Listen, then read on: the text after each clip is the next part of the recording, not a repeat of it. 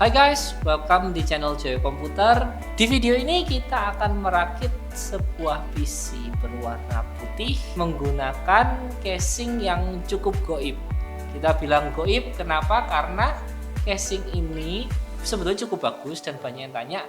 Tapi sayangnya hanya muncul sekali lalu kemudian didiscontinue oleh pihak brandnya. Casing yang kita pakai kali ini adalah Phenom RX Diamond. Ini OG Diamond ya, jadi bukan yang Diamond XL ataupun Diamond Continental S7.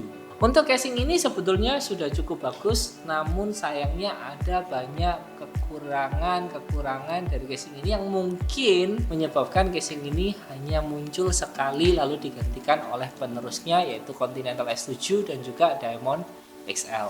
Salah satu kekurangannya adalah dari support untuk water cooling atau radiator 360 mm. Di spek dari case ini dikatakan bahwa radiatornya bisa dipasang berdiri di sisi samping dari case ini. 괜찮아 ya. 괜찮아.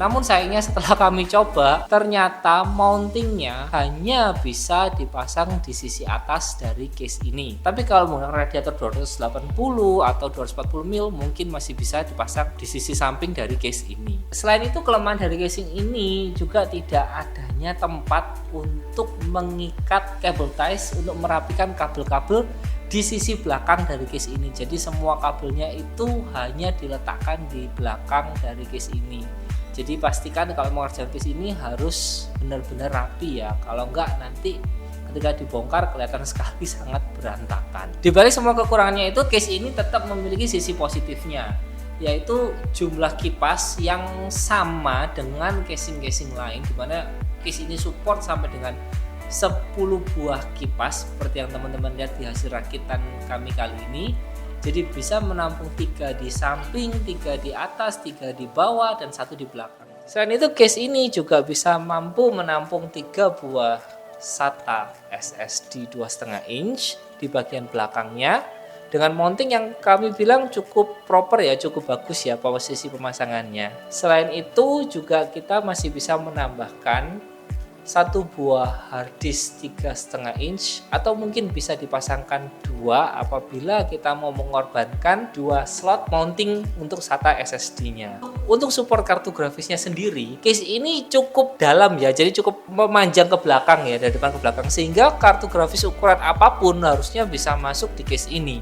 Seperti RTX 4090 yang quad slot itu pun masih harusnya cukup. Sekarang kita beralih ke komponen kita pakai kali ini ya.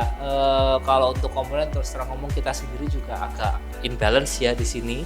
Di sini kita masih menggunakan prosesor Intel Core i5 generasi ke-11 yaitu Intel Core i5 11600K yang dipadukan dengan motherboard Asus Prime Z590-P atau Z590P. Yang dipadukan juga dengan PCIe NVMe Gen 4 storage dari Samsung dengan tipe 980 Pro, kapasitasnya 250 GB. Kecil memang karena hanya untuk menghandle Windows dan beberapa program kecil. Karena untuk penyimpanannya di sini kami gunakan hard disk dari Western Digital dengan kapasitas 2 TB.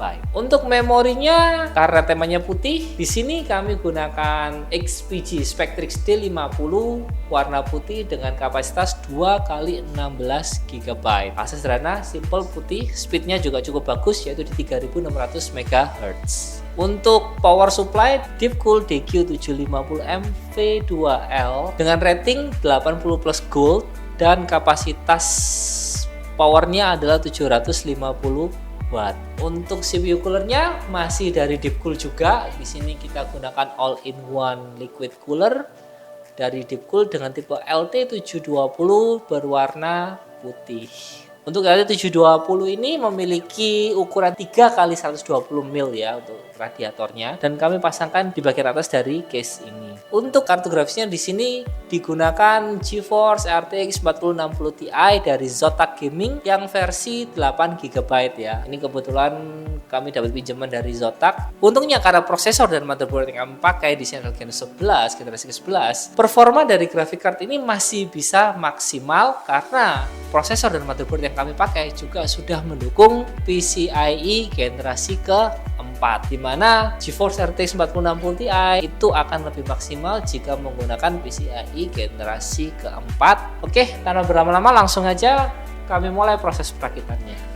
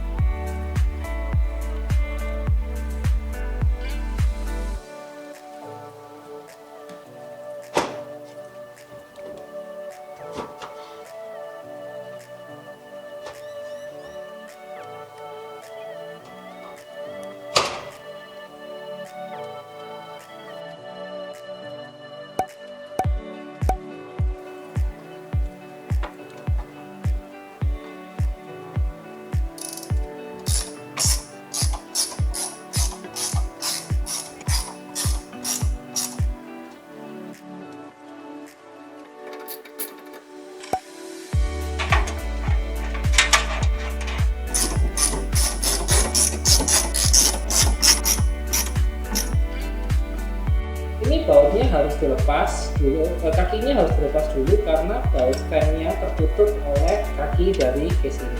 Sama juga dengan bagian depannya, ini kaki harus dilepas dulu supaya kita bisa bautkan kipasnya di bagian lubang untuk memasang kipas.